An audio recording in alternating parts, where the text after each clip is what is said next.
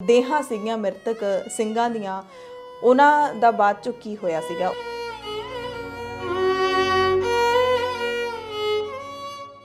ਉਹ ਜਦੋਂ ਕਹਿੰਦੇ ਅੱਗ ਦੀਆਂ ਲਾਟਾਂ ਨਿਕਲੀਆਂ ਤੇ ਉਹ ਸੁਭਾਵਕ ਆ ਵੀ ਉਹ ਦੂਰ ਤੱਕ ਜਾਣੀਆਂ ਹੈ। ਬੀਬੀ ਸ਼ਰਨ ਕੌਰ ਨੂੰ ਚੁੱਕ ਕੇ ਚਿਤਾ ਦੇ ਵਿੱਚ ਹੀ ਸਿੱਟਤਾ ਹੈ। ਜਿਹੜੀਆਂ ਸਾਡੀਆਂ ਭੈਣਾਂ ਵਾ, ਖਾਸ ਕਰਕੇ ਸਿੱਖ ਬੀਬੀਆਂ, ਉਹਨਾਂ ਦਾ ਰੋਲ ਮਾਡਲ ਬੀਬੀ ਸ਼ਰਨ ਕੌਰ ਵੀ ਆ। ਉਹ ਫਿਰ ਟੱਕਰ ਲੈਂਦੇ 10 ਲੱਖ ਫੌਜ ਨਾਲ। ਕਿੰਨੇ ਸਿੰਘ ਬਚ ਗਏ ਸੀ ਉਦੋਂ ਗੁਰੂ ਸਾਹਿਬ ਦੇ? ਮਤਲਬ ਥੋੜੇ ਜਿਹੇ।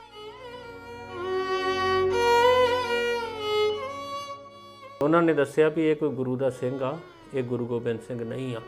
ਇਹ ਗੱਲ ਜਦੋਂ ਵਜ਼ੀਰ ਖਾਨ ਸੁਣਦਾ ਵਾ ਤੇ ਉਹਨੂੰ ਅੱਗ ਲੱਗ ਗਈ ਵੀ ਇੰਨਾ ਨੁਕਸਾਨ ਵੀ ਸਾਡਾ ਹੋ ਗਿਆ।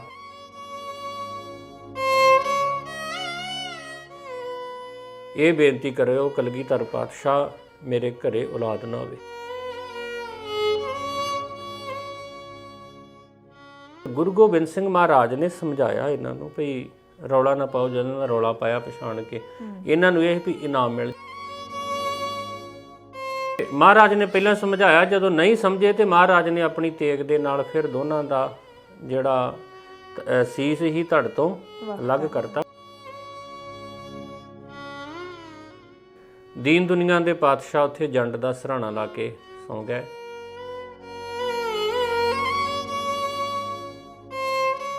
ਵਾਹਿਗੁਰੂ ਜੀ ਕਾ ਖਾਲਸਾ, ਵਾਹਿਗੁਰੂ जी की फतेह। द खालस टीवी देखने वाले साढ़े सारे दर्शकों का बहुत बहुत स्वागत है। बस एक हिंद में तीर्थ है यात्रा के लिए, कटाए बाप ने बच्चे यहाँ खुदा के लिए, भटकते फिरते हैं क्यों हज करें यहाँ आकर, ये काबा है, ये काबा पास है हर एक खालसा के लिए। ਅੱਲਾ ਯਾਰ ਖਾਂ ਯੋਗੀ ਜੀ ਨੇ ਇਹ ਜਿਹੜੀਆਂ ਲਾਈਨਾਂ ਲਿਖੀਆਂ ਹੈਗੀਆਂ ਨੇ ਜਦੋਂ ਉਹਨਾਂ ਨੇ ਸਾਰਾ ਇਤਿਹਾਸ ਲਿਖਿਆ ਗੰਜੇ ਸ਼ਹੀਦਾਂ ਦੇ ਵਿੱਚ ਚਮਕੌਰ ਸਾਹਿਬ ਦਾ ਸਾਕਾ ਲਿਖਿਆ। ਸੋ ਅਸੀਂ ਇਹਨਾਂ ਦਿਨਾਂ ਦੇ ਵਿੱਚ ਪੋਹ ਦੇ ਇਹਨਾਂ ਦਿਨਾਂ ਦੇ ਵਿੱਚ ਜੋ ਲਾਸਾਨੀ ਸਾਕਾ ਵਾਪਰਿਆ ਸੀ 1704 ਦੇ ਵਿੱਚ, ਉਸ ਦਾ ਲੜੀਵਾਰ ਇਤਿਹਾਸ ਭਾਈ ਕੁਲਦੀਪ ਸਿੰਘ ਗੜਗੱਜ ਪਾਸੋਂ ਸੁਣ ਰਹੇ ਹਾਂ ਲਗਾਤਾਰ। ਤੇ ਕੱਲ ਆਪਾਂ ਸੁਣਿਆ ਸੀ ਚਮਕੌਰ ਦੀ ਅਸਾਵੀਂ ਜੰਗ, ਜਿਸ ਦੇ ਨਾਲ ਦੀ ਜੰਗ ਦੁਨੀਆ ਦੇ ਵਿੱਚ ਅੱਜ ਤੱਕ ਕਿਤੇ ਨਹੀਂ ਹੋਈ। ਇੱਕ ਪਾਸੇ 43 ਸਿੰਘ, ਦੂਸਰੇ ਪਾਸੇ 10 ਲੱਖ ਤੋਂ ਵੱਧ ਫੌਜਾਂ। ਫਿਰ ਵੀ ਮੁਗਲ ਫੌਜਾਂ ਹਾਰ ਗਈਆਂ ਕਿਉਂਕਿ ਗੁਰੂ ਗੋਬਿੰਦ ਸਿੰਘ ਪਾਤਸ਼ਾਹ ਜਿਉਂਦੇ ਜੀ ਉਹਨਾਂ ਨੂੰ ਨਹੀਂ ਮਿਲੇ। ਉਹਨਾਂ ਦਾ ਇੱਕੋ ਇੱਕ ਮਕਸਦ ਸੀ। ਸੋ ਖਾਲੀ ਹੱਥ ਮੁਗਲ ਫੌਜਾਂ ਮੁੜੀਆਂ ਨੇ ਤੇ ਇੱਧਰ ਕੱਲਾ ਕੱਲਾ ਸਿੰਘ ਹੈ ਜਿਹੜਾ ਉਹ ਸ਼ਹੀਦੀਆਂ ਪਾ ਗਿਆ ਸੀ। ਪਿੱਠ ਨਹੀਂ ਦਿਖਾਈ, ਨਾ ਭੱਜਿਆ, ਨਾ ਲੁਕਿਆ, ਜੰਗੇ ਮੈਦਾਨ ਦੇ ਵਿੱਚ ਜਾ ਕੇ ਜੂਝਿਆ। ਸੋ ਭਾਈ ਕੁਲਦੀਪ ਸਿੰਘ ਗੜਗੱਜ ਸਾਡੇ ਨਾਲ ਸਟੂਡੀਓ ਦੇ ਵਿੱਚ ਪਹੁੰਚ ਗਏ ਨੇ। ਭਾਈ ਸਾਹਿਬ ਬਹੁਤ ਬਹੁਤ ਸਵਾਗਤ ਹੈ ਜੀ। ਵਾਹਿਗੁਰੂ ਜੀ ਕਾ ਖਾਲਸਾ, ਵਾਹਿਗੁਰੂ ਜੀ ਕੀ ਫਤਿਹ। ਸੋ ਭਾਈ ਸਾਹਿਬ, ਚਮਕੌਰ ਸਾਹਿਬ ਦੀ ਜੰਗ ਹੈ ਜਿਹੜੀ ਉਹ ਸਿੰਘਾਂ ਨੇ ਜਿੱਤ ਲਈ ਜਦੋਂ ਗੁਰੂ ਸਾਹਿਬ ਤਾੜੀ ਮਾਰ ਕੇ ਨਿਕਲ ਜਾਂਦੇ ਨੇ ਔਰ ਮੁਗਲ ਫੌਜਾਂ ਨੇ ਜਿਹੜੀਆਂ ਉਹ ਖਾਲੀ ਹੱਥ ਵਾਪਸ ਜਾਂਦੀਆਂ ਨੇ। ਉਸ ਤੋਂ ਬਾਅਦ ਗੁਰੂ ਸਾਹਿਬ ਦਾ ਪੈਂਡਾ ਜਿਹੜਾ ਹੈਗਾ ਕਿੱਧਰ ਨੂੰ ਜਾਂਦੇ ਨੇ ਉਹ ਵੀ ਆਪਾਂ ਗੱਲ ਕਰਾਂਗੇ। ਪਰ ਇੱਥੇ ਜਿਹੜੇ ਸਿੰਘ ਸ਼ਹੀਦ ਹੋਏ ਸੀ, ਕੱਲ ਤੁਸੀਂ ਦੱਸਿਆ ਸੀ ਕਿ ਗੁਰੂ ਸਾਹਿਬ ਨੇ ਆਪਣੇ ਪੁੱਤਰਾਂ ਤੇ ਕਫਨ ਪਾਉਣ ਤੋਂ ਵੀ ਮਨਾ ਕਰ ਦਿੱਤਾ ਸੀ। ਫਿਰ ਉਹ ਜਿਹੜੀਆਂ ਦੇਹਾਂ ਸੀਗੀਆਂ ਮ੍ਰਿਤਕ ਸਿੰਘਾਂ ਦੀਆਂ, ਉਹਨਾਂ ਦਾ ਬਾਅਦ ਚੋਂ ਕੀ ਹੋਇਆ ਸੀਗਾ, ਉਸ ਤੋਂ ਆਪਾਂ ਸ਼ੁਰੂ ਕਰੀਏ। ਰਾਏਪੁਰ ਪਿੰਡ ਦੇ ਨਾ ਰਹਿਣ ਵਾਲੇ ਸੀ ਬੀਬੀ ਸ਼ਰਨ ਕੌਰ ਜੀ, ਜਿਨ੍ਹਾਂ ਨੇ ਅਨੰਦਪੁਰ ਸਾਹਿਬ ਦੀ ਧਰਤੀ ਤੇ ਜਾ ਕੇ ਖੰਡੇ ਬਾਟੀ ਦੀ ਪੌਲ ਅੰਮ੍ਰਿਤ ਦੀ ਦਾਤ ਪ੍ਰਾਪਤ ਕੀਤੀ। ਜੀ ਜੀ। ਤੇ ਬੀਬੀ ਸ਼ਰਨ ਕੌਰ ਜਦੋਂ ਇਸ ਪਾਸੇ ਨੂੰ ਆਈ ਆ ਜਿੱਥੇ ਸਾਹਿਬਜ਼ਾਦਿਆਂ ਤੇ ਸਿੰਘਾਂ ਦੇ ਸਰੀਰ ਪਏ, ਇੱਥੇ ਨਾਲ ਹੀ ਜਦੋਂ ਗੁਰੂ ਸਾਹਿਬ ਚਲੇ ਗਏ ਤੇ ਉਹ ਆਪਣੇ ਥਾਂ ਦੇ ਉੱਤੇ ਕਲਗੀ ਤੇ ਤੋੜਾ ਭਾਈ ਸੰਗਤ ਸਿੰਘ ਦੇ ਸਿਰ ਤੇ ਸਜਾ ਗਏ। ਜੀ ਜੀ। ਤੇ ਉਹ ਜਿਹੜੀ ਅਗਲਾ ਦਿਨ ਹੀ ਜਿਹੜਾ ਹਾਂਜੀ 23 ਦਸੰਬਰ ਅੱਜ ਦਾ ਦਿਨ ਜਿਹੜਾ ਆਪਾਂ, ਹਾਂਜੀ ਮਤਲਬ 9 ਪੋ ਹਾਂਜੀ ਤੇ 1761, ਜੀ ਜੀ, ਉਹ ਭਾਈ ਸੰਗਤ ਸਿੰਘ ਤੇ ਜਿਹੜੇ ਨਾਲ ਦੇ ਸਿੰਘ ਹੀ ਉਹ ਫਿਰ ਟੱਕਰ ਲੈਂਦੇ 10 ਲੱਖ ਫੌਜ ਨਾਲ। ਕਿੰਨੇ ਸਿੰਘ ਬਚ ਗਏ ਸੀ ਉਦੋਂ ਗੁਰੂ ਸਾਹਿਬ ਦੇ? ਮਤਲਬ ਥੋੜੇ ਜਿਹੇ 4-5 ਸਿੰਘ ਰਹਿ ਗਏ ਸੀ। ਹਾਂਜੀ। ਤੇ ਉਹ ਅਗਲੀ ਸਵੇਰ ਜਦੋਂ ਉਹਨਾਂ ਨੇ ਹਮਲਾ ਕੀਤਾ ਤੇ ਉਹਨਾਂ ਨੂੰ ਇਹ ਲੱਗਾ ਵੀ ਗੁਰੂ ਗੋਬਿੰਦ ਸਿੰਘ ਸੱਚੇ ਪਾਤਸ਼ਾਹ ਸ਼ਾਇਦ ਅਜੇ ਅੰਦਰ ਹੀ ਹੈਗੇ ਆ, ਕਿਉਂਕਿ ਕਲਗੀਧਰ ਪਾਤਸ਼ਾਹ ਦਾ ਬਾਬਾ ਸੰਗਤ ਸਿੰਘ ਦੇ ਸੀਸ ਉੱਤੇ ਸਜਾ ਦਿੱਤਾ ਗਿਆ ਹੈ। ਜੀ ਜੀ। ਤੇ ਬਾਬਾ ਸੰਗਤ ਸਿੰਘ ਸੱਚੇ ਪਾਤਸ਼ਾਹ ਦੇ ਬਚਪਨ ਦਾ ਮਿੱਤਰ ਵੀ ਹੀ, ਹਮ ਉਮਰ ਵੀ ਹੈਗਾ ਸੀ ਔਰ ਕੱਦ ਕਾਠ ਵੀ ਸੱਚੇ ਪਾਤਸ਼ਾਹ ਵਰਗਾ ਸੀ ਉਹਦਾ। ਠੀਕ ਹੈ। ਇਸੇ ਕਰਕੇ ਸੱਚੇ ਪਾਤਸ਼ਾਹ ਨੇ ਕਲਗੀਧਰ ਬਾਬਾ ਸੰਗਤ ਸਿੰਘ ਦੇ ਸੀਸ ਤੇ ਸਜਾਇਆ ਹੈ। ਠੀਕ ਹੈ। ਉਹ ਫਿਰ ਜਦੋਂ ਉਹਨਾਂ ਨੇ ਹਮਲਾ ਕੀਤਾ ਔਰ ਟੱਕਰ ਦਿੱਤੀ, ਸਿੰਘਾਂ ਨੇ ਬਾਅਦ ਚੋਂ ਸ਼ਹੀਦ ਹੋ ਗਏ। ਤੇ ਬਾਬਾ ਸੰਗਤ ਸਿੰਘ ਦਾ ਸਿਰ ਜਿਹੜਾ ਹੀ ਸੀਸ ਉਹ ਫਿਰ ਵਜ਼ੀਰ ਖਾਨ ਦੇ ਅੱਗੇ ਭੇਜਿਆ ਗਿਆ। ਵਜ਼ੀਰ ਖਾਨ ਨੇ ਫਿਰ ਜਿਨ੍ਹਾਂ ਨੇ ਸੱਚੇ ਪਾਤਸ਼ਾਹ ਦੇ ਦਰਸ਼ਨ ਕੀਤੇ ਉਹਨਾਂ ਨੂੰ ਸੱਦਿਆ ਪਛਾਣਨ ਦੇ ਲਈ, ਤੇ ਉਹਨਾਂ ਨੇ ਦੱਸਿਆ ਵੀ ਇਹ ਕੋਈ ਗੁਰੂ ਦਾ ਸਿੰਘ ਆ, ਇਹ ਗੁਰੂ ਗੋਬਿੰਦ ਸਿੰਘ ਨਹੀਂ ਆ। ਇਹ ਗੱਲ ਜਦੋਂ ਵਜ਼ੀਰ ਖਾਨ ਸੁਣਦਾ ਵਾ ਤੇ ਉਹਨੂੰ ਅੱਗ ਲੱਗ ਗਈ ਵੀ ਇੰਨਾ ਨੁਕਸਾਨ ਵੀ ਸਾਡਾ ਹੋ ਗਿਆ। ਤੇ ਗੁਰੂ ਗੋਬਿੰਦ ਸਿੰਘ ਜੀ ਫਿਰ ਉੱਥੋਂ ਚਮਕੌਰ ਦੀ ਗੜੀ ਤੋਂ ਚਲ ਗਏ ਆ। ਤੋਂ ਬਾਬਾ ਸੰਗਤ ਸਿੰਘ ਹੋਣੀ ਵੀ ਜਿਹੜੇ ਆ ਉਹ 9 ਪੋਹ ਨੂੰ ਸ਼ਹੀਦ ਹੋ ਜਾਂਦੇ ਆ ਜੀ। ਫਿਰ ਜਿਹੜੀ ਬੀਬੀ ਸ਼ਰਨ ਕੌਰ ਸੀ, ਬੀਬੀ ਸ਼ਰਨ ਕੌਰ ਜਦੋਂ ਇੱਧਰ ਨੂੰ ਆਈ ਤੇ ਉਹਨੇ ਡਿੱਠਿਆ ਸਾਹਿਬਜ਼ਾਦਿਆਂ ਦੇ ਸਰੀਰਾਂ ਨੂੰ, ਉਹਨੇ ਡਿੱਠਾ ਵਾ ਸਿੰਘਾਂ ਦੇ ਸਰੀਰਾਂ ਨੂੰ, ਕਿਉਂਕਿ ਹਕੂਮਤ ਦੀ ਇਹ ਨੀਅਤ ਹੀ ਵੀ ਇਹ ਜਿਹੜੇ ਸਿੰਘ ਹੈਗੇ ਆ ਇਹਨਾਂ ਦੇ ਸਰੀਰਾਂ ਦੀ ਬੇਅਦਬੀ ਹੋਵੇ। ਅੱਛਾ, ਯਾਨੀ ਕਿ ਮਤਲਬ ਮੁਗਲ ਫੌਜਾਂ ਉਦੋਂ ਤੱਕ ਉੱਥੇ ਹੀ ਸੀਗੀਆਂ 9 ਤਰੀਕ ਨੂੰ। ਤੇ ਬੀਬੀ ਸ਼ਰਨ ਕੌਰ ਦਾ ਇੱਧਰ ਆਉਣ ਦਾ ਸਬੱਬ ਕਿਵੇਂ ਬਣਿਆ? ਰਾਤ ਨੂੰ ਆਏ ਸੀ, ਦਿਨੇ ਆਏ ਸੀ, ਉਹਦੀ ਕੀ ਜਾਣਕਾਰੀ ਹੈ? ਇਹ ਤੇ ਇਹੋ ਜੀ ਵੀ ਸ਼ਾਮ ਦਾ ਵਕਤ ਹੀ। ਠੀਕ ਹੈ। ਤੇ ਜਦੋਂ ਬੀਬੀ ਸ਼ਰਨ ਕੌਰ ਜੀ ਇੱਧਰ ਨੂੰ ਆਏ ਆ, ਕਿਉਂਕਿ ਉਹਨਾਂ ਦਾ ਨੇੜੇ ਪਿੰਡ ਹੀ, ਤੇ ਜਦੋਂ ਹੁਣ ਏਡੀ ਤਕੜੀ ਜੰਗ ਹੋਈ ਆ, ਸੁਭਾਵਕ ਆ ਵੀ ਇਲਾਕੇ ਨੂੰ ਤੇ ਪਤਾ ਲੱਗ ਗਿਆ। ਇਸੇ ਕਰਕੇ ਬੀਬੀ ਸ਼ਰਨ ਕੌਰ ਬੜੀ ਬਹਾਦਰ ਸਿੰਘਣੀ ਸੀ, ਗੁਰੂ ਦੀ ਧੀ ਸੀ ਉਹ। ਤੇ ਉਹ ਫਿਰ ਜਦੋਂ ਆਏ ਆ ਤੇ ਉਹਨਾਂ ਨੇ ਆਲੇ ਦੁਆਲੇ ਬਾਲਣ ਇਕੱਠਾ ਕੀਤਾ। ਬੜੀ ਮਤਲਬ ਬਾਲਣ ਇਕੱਠਾ ਕਰਨ ਤੇ ਵੀ ਕਿੰਨਾ ਸਮਾਂ ਲੱਗਾ ਹੋਊ ਨਾ, ਬਹੁਤ ਦੇਹਾਂ ਦਾ ਸੰਸਕਾਰ ਕਰਨਾ। ਤੇ ਫਿਰ ਉਹਨਾਂ ਨੇ ਸਾਰਿਆਂ ਦਾ ਇਕੱਠਾ ਹੀ ਸੰਸਕਾਰ ਕੀਤਾ। ਯਾਨੀ ਕਿ ਉਹ ਇਸੇ ਮਨਸ਼ਾ ਦੇ ਨਾਲ ਹੀ ਆਏ ਸੀ ਕਿ ਇੱਥੇ ਮਤਲਬ ਜੰਗ ਦੇ ਮੈਦਾਨ 'ਚ ਮੈਂ ਜਾਣਾ ਹੈ ਤੇ ਸਿੰਘਾਂ ਦੀਆਂ ਮ੍ਰਿਤਕ ਦੇਹਾਂ ਦਾ ਅੰਤਿਮ ਸੰਸਕਾਰ ਕਰਨਾ ਹੈ। ਹਾਂਜੀ, ਬਿਲਕੁਲ ਇਦਾਂ ਹੀ ਹੋ ਸਕਦਾ ਜੀ। ਤੇ ਉਹਨਾਂ ਨੇ ਫਿਰ ਬਾਲਣ ਇਕੱਠਾ ਕੀਤਾ। ਫਿਰ ਇੱਕੋ ਚਿਤਾ ਜਿਹੜੀ ਉਹਦੇ ਵਿੱਚ ਹੀ ਸਾਹਿਬਜ਼ਾਦਿਆਂ ਤੇ ਸਿੰਘਾਂ ਦੇ ਸੰਸਕਾਰ ਹੋਏ। ਉਹ ਜਦੋਂ ਕਹਿੰਦੇ ਅੱਗ ਦੀਆਂ ਲਾਟਾਂ ਨਿਕਲੀਆਂ ਤੇ ਉਹ ਸੁਭਾਵਕ ਆ ਵੀ ਉਹ ਦੂਰ ਤੱਕ ਜਾਣੀਆਂ ਹੈ। ਉਹ ਜਿਹੜੀਆਂ ਫੌਜਾਂ ਹੈਗੀਆਂ, ਫੌਜਾਂ ਨੇ ਫਿਰ ਦੇਖਿਆ ਵੀ ਇਹ ਕੌਣ ਆ ਤੇ ਉਹ ਆਏ ਇੱਧਰ ਨੂੰ। ਬੀਬੀ ਸ਼ਰਨ ਕੌਰ ਨੇ ਮੁਕਾਬਲਾ ਕੀਤਾ ਤੇ ਬੀਬੀ ਸ਼ਰਨ ਕੌਰ ਜਿਹੜੀ ਹੈਗੀ ਆ ਉਹ ਵੀ ਮੁਕਾਬਲਾ ਕਰਦਿਆਂ ਕਰਦਿਆਂ ਉਹਨਾਂ ਨੇ ਕੀ ਕੀਤਾ ਵੀ ਫਿਰ ਬੀਬੀ ਸ਼ਰਨ ਕੌਰ ਨੂੰ ਚੁੱਕ ਕੇ ਚਿਤਾ ਦੇ ਵਿੱਚ ਹੀ ਸਿੱਟਤਾ ਹੈ, ਤਾਂ ਕਿ ਕਿਸੇ ਨੂੰ ਪਤਾ ਹੀ ਨਾ ਲੱਗੇ ਵੀ ਸਾਡੀ ਜਿਹੜੀ ਨਲਾਇਕੀ ਆ, ਹਕੂਮਤ ਨੂੰ ਪਤਾ ਲੱਗੂਗਾ, ਸਾਡੇ ਤੇ ਕਾਰਵਾਈ ਹੋਊਗੀ। ਤੋ ਚਮਕੌਰ ਸਾਹਿਬ ਦੇ ਸ਼ਹੀਦਾਂ ਦੇ ਵਿੱਚ ਫਿਰ ਬੀਬੀ ਸ਼ਰਨ ਕੌਰ ਦਾ ਉਚੇਚਾ ਜ਼ਿਕਰ ਜਿਹੜਾ ਉਹ ਵੀ ਆ ਜਾਂਦਾ। ਬਿਲਕੁਲ। ਔਰ ਆਪਾਂ ਸੋਚ ਸਕਦੇ ਹਾਂ ਕਿ ਉਦੋਂ ਜੰਗ ਦੇ ਮਾਹੌਲ ਦੇ ਵਿੱਚ ਜਦੋਂ ਮੁਗਲ ਫੌਜਾਂ ਉੱਥੇ ਹੀ ਮੌਜੂਦ ਸਨ, ਉਸ ਵੇਲੇ ਇੱਕ ਸਿੰਘਣੀ ਦਾ ਆਉਣਾ, ਬੀਬੀ ਸ਼ਰਨ ਕੌਰ ਦਾ ਆਉਣਾ, ਸਾਰੀਆਂ ਜਿਹੜੀਆਂ ਦੇਹਾਂ ਨੂੰ ਲੱਭ ਕੇ ਸਿੱਖਾਂ ਦੀਆਂ ਦੇਹਾਂ ਨੂੰ ਫਿਰ ਉਹਨਾਂ ਨੂੰ ਪੂਰਨ ਮਰਿਆਦਾ ਦੇ ਮੁਤਾਬਿਕ ਸੰਸਕਾਰ ਕਰਨਾ ਤੇ ਫਿਰ ਉੱਥੇ ਹੀ ਸ਼ਹੀਦ ਹੋ ਜਾਣਾ, ਉਹ ਵੀ ਕਿਸੇ ਵੱਡੇ ਜਿਗਰੇ ਤੋਂ ਘੱਟ ਦੀ ਗੱਲ ਨਹੀਂ ਹੈ। ਕਿਉਂਕਿ ਉਹਨਾਂ ਨੂੰ ਵੀ ਕਿਤੇ ਨਾ ਕਿਤੇ ਪਤਾ ਹੋਏਗਾ ਕਿ ਜੇ ਮੁਗਲ ਫੌਜਾਂ ਇੱਥੇ ਨੇ ਤਾਂ ਮੇਰੀ ਵੀ ਮੌਤ ਹੈ ਜਿਹੜੀ ਉਹ ਯਕੀਨੀ ਹੈ।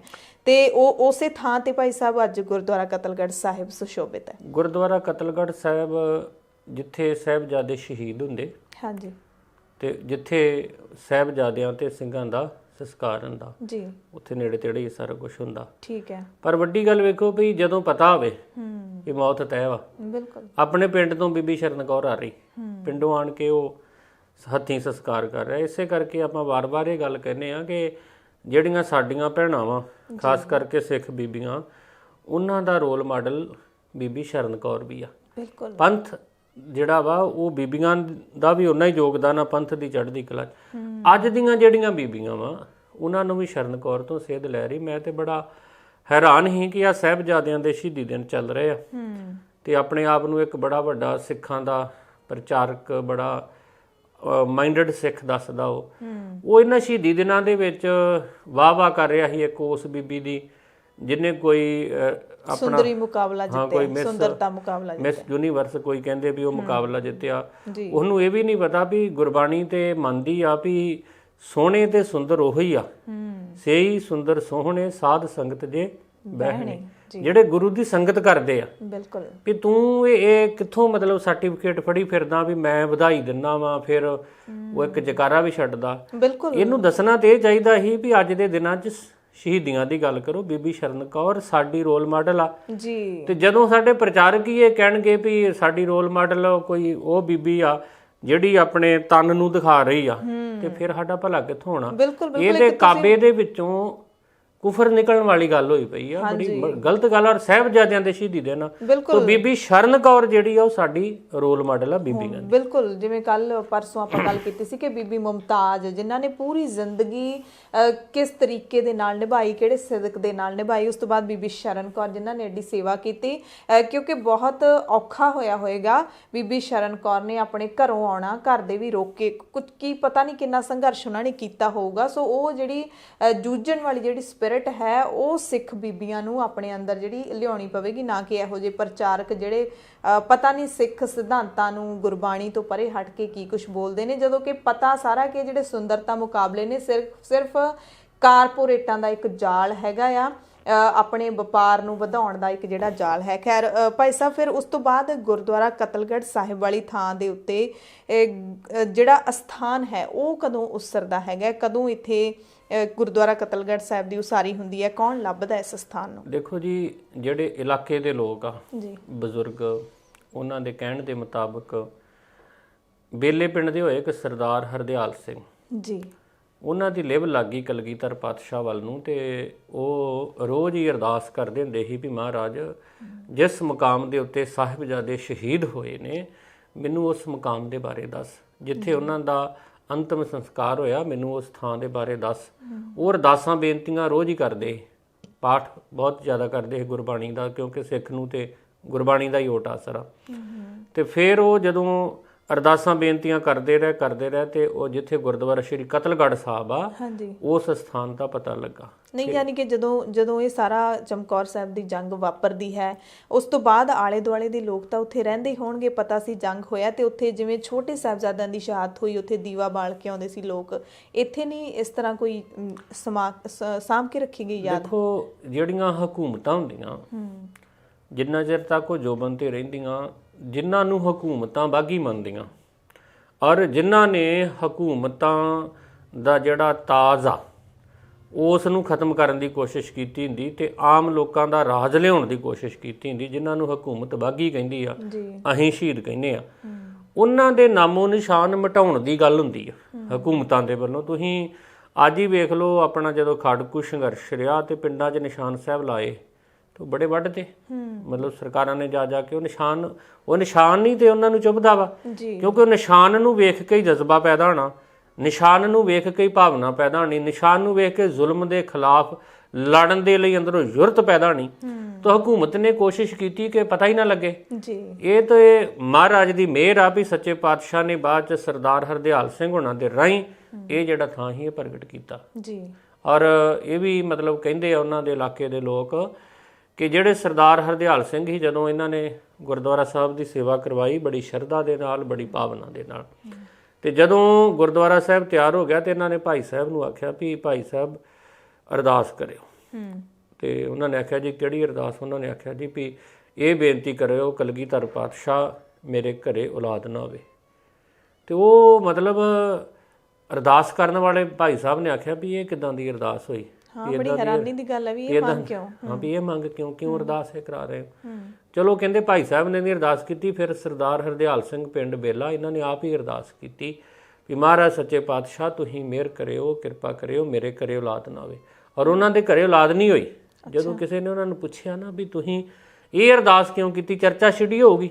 ਤੇ ਉਹਨਾਂ ਨੇ ਇਹ ਦੱਸਿਆ ਸੀ ਵੀ ਵੇਖੋ ਇਹ ਉਹ ਥਾਂ ਵਾ ਜਿੱਥੇ ਕਲਗੀਧਰ ਪਾਤਸ਼ਾਹ ਨੇ ਪੰਥ ਦੀ ਚੜ੍ਹਦੀ ਕਲਾ ਦੇ ਵਾਸਤੇ, ਹੱਕ ਸੱਚ ਦੇ ਵਾਸਤੇ, ਇਨ ਗਰੀਬ ਸਿੱਖਨ ਕੋ ਦਿਉ ਪਾਤਸ਼ਾਹੀ ਯਾਦ ਰੱਖੈ ਹਮਰੀ ਗੁਰਿਆਈ ਦੇ ਸੰਕਲਪ ਵਾਸਤੇ ਆਪਣੇ ਪੁੱਤਰਾਂ ਦੀ ਸ਼ਹਾਦਤ ਕਰਵਾਈ ਆ ਅੱਖਾਂ ਦੇ ਸਾਹਮਣੇ।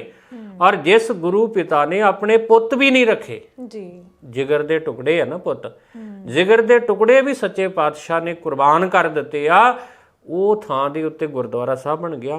ਕੱਲ ਨੂੰ ਕੋਈ ਮੇਰਾ ਪੁੱਤ ਰਾਜਾਂ ਗਾਂ ਹੋਰ ਜਿਹੜੀ ਵੰਸ਼ ਚੱਲਣੀ ਆ, ਉਹ ਆਣ ਕੇ ਕਹਿਣ ਵੀ ਇਹ ਗੁਰਦੁਆਰੇ ਦੀ ਸੇਵਾ ਤੇ ਸਾਡੇ ਵੱਡਿਆਂ ਨੇ ਕਰਾਈ ਵੀ ਗੁਰੂ ਪਾਤਸ਼ਾਹ ਨੇ ਤੇ ਪੰਥ ਦੇ ਲਈ ਆਪਣੇ ਪੁੱਤ ਕੁਰਬਾਨ ਕਰਤੇ।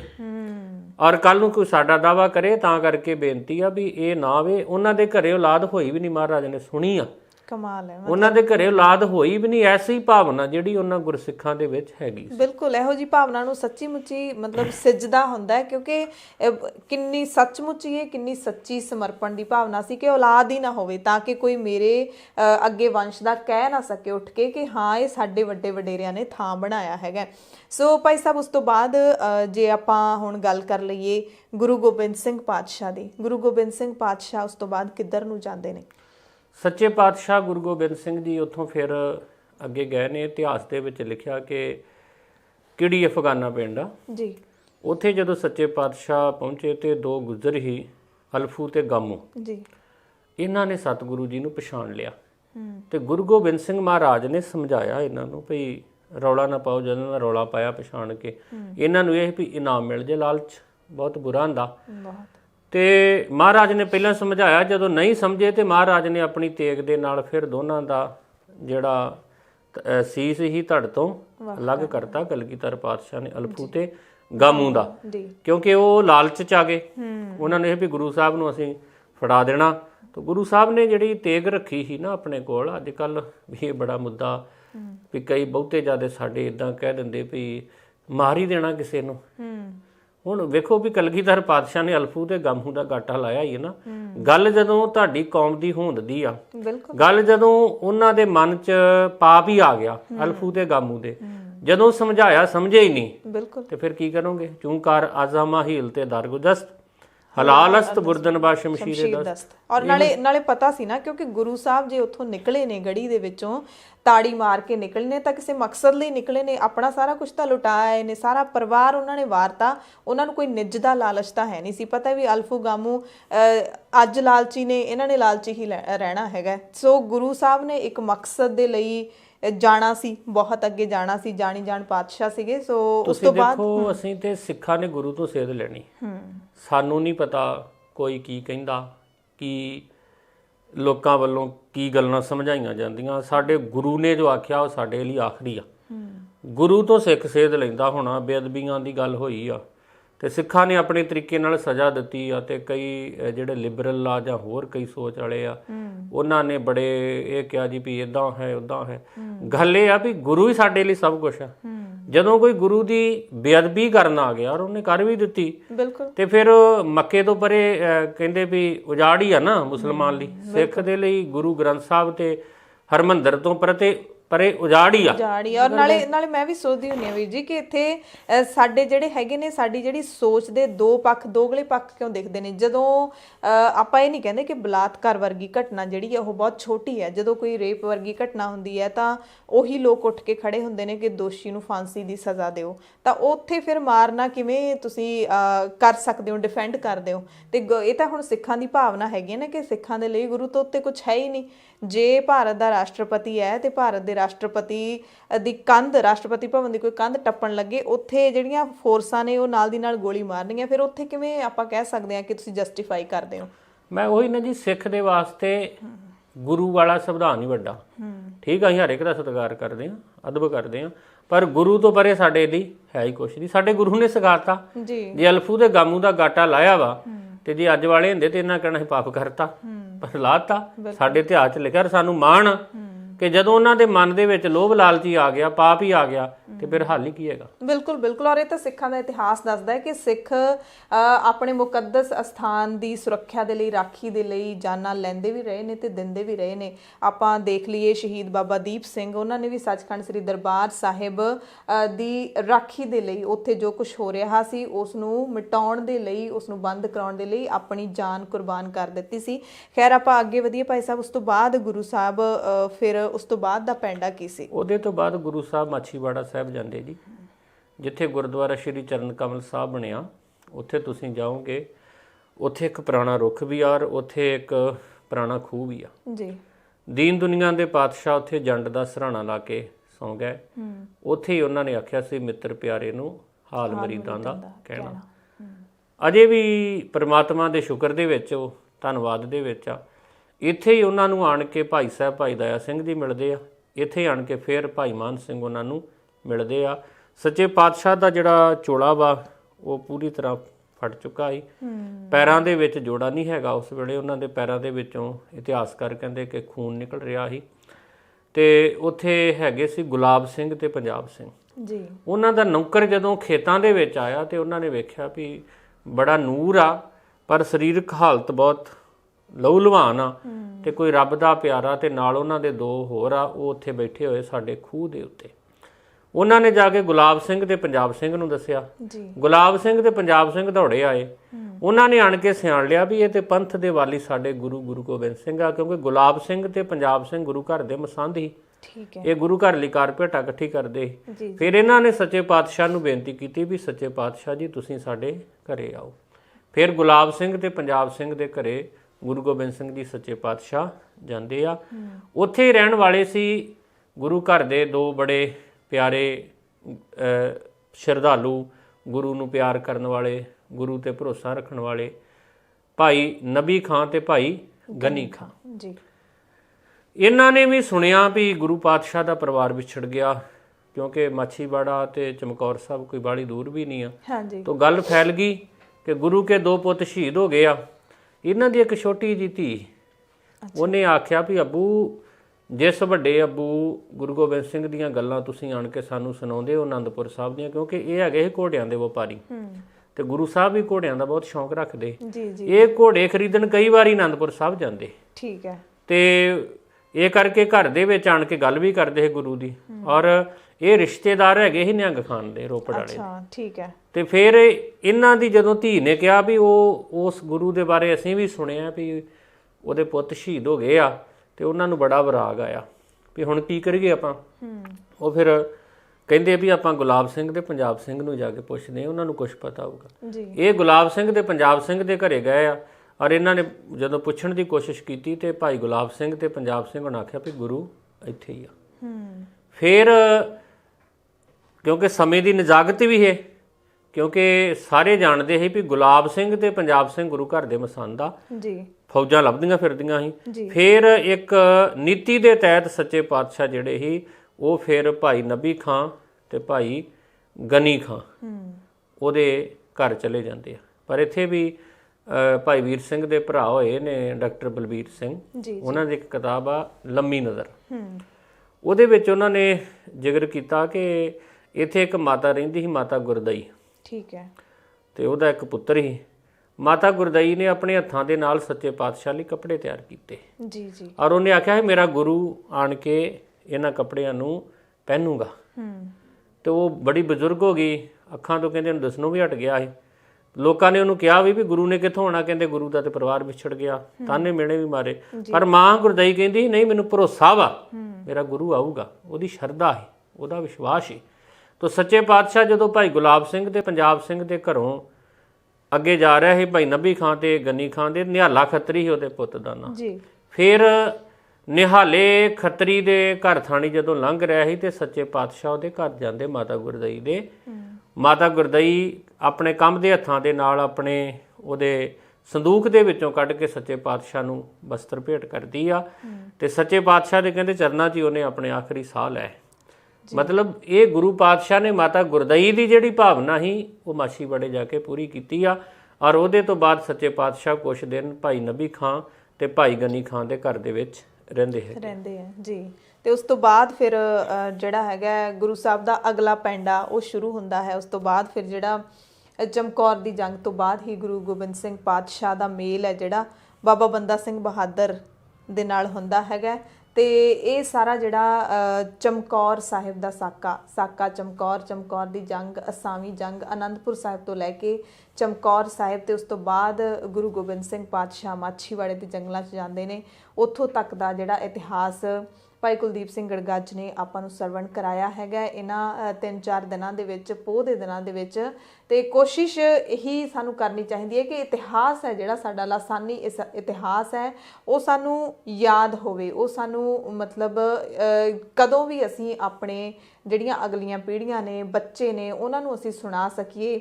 ਉਹਨਾਂ ਨੂੰ ਦੱਸ ਸਕੀਏ ਕਿ ਕੀ ਕੁਝ ਹੋਇਆ ਸੀ। ਸਿਰਫ ਇਹ ਨਹੀਂ ਕਿ ਅਸੀਂ ਚਮਕੌਰ ਸਾਹਿਬ ਜਾ ਕੇ ਉੱਥੇ ਮੱਥਾ ਟੇਕ ਕੇ ਆ ਜਾਣਾ ਹੈ। ਇਹਨਾਂ ਧਰਤੀਆਂ ਨੂੰ ਸਲਾਮ ਕਰਨਾ ਬਣਦਾ, ਪਰ ਸਾਨੂੰ ਇਤਿਹਾਸ ਦਾ ਪਤਾ ਵੀ ਹੋਣਾ ਚਾਹੀਦਾ ਹੈ, ਜਿੱਥੇ ਗੁਰੂ ਗੋਬਿੰਦ ਸਿੰਘ ਪਾਤਸ਼ਾਹ ਦੀ ਆਪਾਂ ਕਹਿ ਸਕਦੇ ਹਾਂ ਕਿ ਬੇਮਿਸਾਲ ਜਰਨੈਲੀ ਅਗਵਾਈ ਦੇ ਵਿੱਚ ਇੱਕ ਵੱਡੀ ਜੰਗ ਲੜੀ ਗਈ ਸੀ ਤੇ ਜਿੱਤੀ ਗਈ ਸੀ। ਗੁਰੂ ਗੋਬਿੰਦ ਸਿੰਘ ਪਾਤਸ਼ਾਹ ਨੇ ਜਿੰਨੇ ਵੀ ਯੁੱਧ ਲੜੇ ਨੇ ਉਹ ਸਾਰੇ ਜਿੱਤੇ ਹੀ ਹੈਗੇ ਨੇ। ਕਦੇ ਵੀ ਪਿੱਠ ਦਿਖਾ ਕੇ ਸਿੱਖ ਫੌਜਾਂ ਨਹੀਂ ਗਈਆਂ। ਤੇ ਤਾਰੀਖ ਦੱਸਦੀ ਹੈ ਕਿ ਸਿੰਘਾਂ ਨੇ ਨਾ ਤਾਂ ਕਦੇ ਹਥਿਆਰ ਸੁੱਟੇ ਸੀ, ਨਾ ਗੋਡੇ ਟੇਕੇ ਸੀ।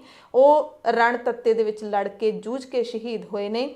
ਕੋਈ ਮਤਲਬ ਨਹੀਂ ਕਿ ਚਾਹੇ ਮੂਰੇ 10 ਲੱਖ ਫੌਜ ਹੈ ਤੇ ਅਸੀਂ ਸਿਰਫ 40 ਸਿੰਘ ਹੈਗੇ ਆ, ਇਸ ਗੱਲ ਨਾਲ ਕੋਈ ਫਰਕ ਕਦੇ ਨਹੀਂ ਪਿਆ ਹੈਗਾ। ਇਹ ਇਤਿਹਾਸ ਦੱਸਦਾ ਹੈ ਸਾਨੂੰ। ਸੋ ਉਸ ਤੋਂ ਬਾਅਦ ਛੋਟੇ ਸਾਹਿਬਜ਼ਾਦਿਆਂ ਦਾ ਜਿਹੜਾ ਇਤਿਹਾਸ ਹੈ, ਛੋਟੇ ਲਾਲਾਂ ਦਾ, ਮਾਤਾ ਗੁਜਰੀ ਜੀ ਤੇ ਛੋਟੇ ਲਾਲ, ਉਸ ਤੋਂ ਬਾਅਦ ਗੁਰੂ ਮਹਿਲ, ਗੁਰੂ ਗੋਬਿੰਦ ਸਿੰਘ ਪਾਤਸ਼ਾਹ ਜੀ ਦੇ ਧਰਮ ਪਤਨੀ ਮਾਤਾ ਸਾਹਿਬ ਕੌਰ ਜੀ ਹੋਣਾ, ਮਾਤਾ ਸੁੰਦਰੀ ਜੀ, ਉਹ ਦਿੱਲੀ ਵੱਲ ਨੂੰ ਗਏ ਨੇ। ਸੋ ਸਾਰਾ ਜਿਹੜਾ ਇਤਿਹਾਸ ਹੈ ਉਹ ਆਪਾਂ ਆਉਂਦੇ ਦਿਨਾਂ ਦੇ ਵਿੱਚ ਸੁਣਾਂਗੇ। ਕੱਲ੍ਹ ਨੂੰ ਅੱਗੇ ਜਿਹੜੀ ਉਹ ਆਪਾਂ ਇਤਿਹਾਸ ਦਾ ਵਿਖਿਆਨ ਸ਼ੁਰੂ ਕਰਾਂਗੇ। ਭਾਈ ਸਾਹਿਬ ਬਹੁਤ ਬਹੁਤ ਧੰਨਵਾਦ ਸਾਡੇ ਨਾਲ ਜੁੜਨ ਦੇ ਲਈ। ਦਰਸ਼ਕਾਂ ਦਾ ਵੀ ਧੰਨਵਾਦ। ਵਾਹਿਗੁਰੂ ਜੀ ਕਾ ਖਾਲਸਾ, ਵਾਹਿਗੁਰੂ ਜੀ ਕੀ ਫਤਿਹ।